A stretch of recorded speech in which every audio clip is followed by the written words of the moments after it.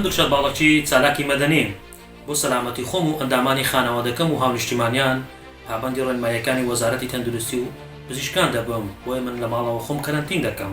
هاوڵاتیانی عزیز، ئێوە دەتوانن پاڵپشت و هاوکار بن. جۆنگەلی کورد لە ڕابردوو توانیوتی بەسەر زۆر ئاستان بوونە ئەمەدیدا زاڵبێ، ئێستاش ئێوە دەتوانن هەمان ڕۆڵە ببینن و دەتوانن لە ماڵەوە خۆتان کەرەنتین بکەن. ئەو کاتەش دەتوانن بە کتێب خوێندنەوە سەرچاوە پڕۆژی ئەکادمی و زانستی ڕۆشنبیری بەسەر بەرن بە هیوای تەندروستی باش بۆ هەولایە.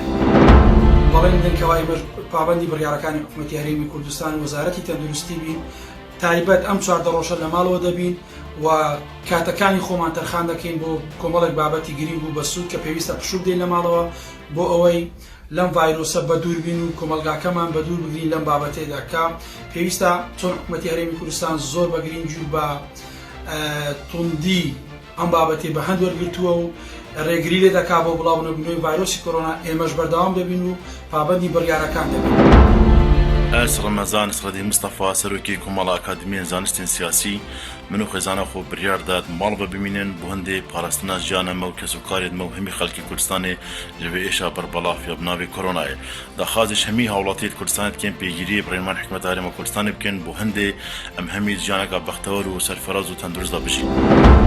من گلاوەر جەوهەر ڕاگری پەیمانگای تەکنیکی ڕواندز دانیشتووی شاری سۆرانم، وەک ئەرکێکی ئەخلاقی و نیشتیمانی بڕیارمدا لە ماڵەوە بمێنمەوە پابەندی تەواوی ڕێنماییەکانی حکوومەتی هەرێمی کوردستان وەزارەتی تەندروستی بم، چونکە تەندروستی خۆم بەس پەیوەندی بە خۆمەوە نییە، بەڵکو پەیوەندی بە تەواوی دەوروبەر و دوجار کۆمەڵگەشەوە هەیە.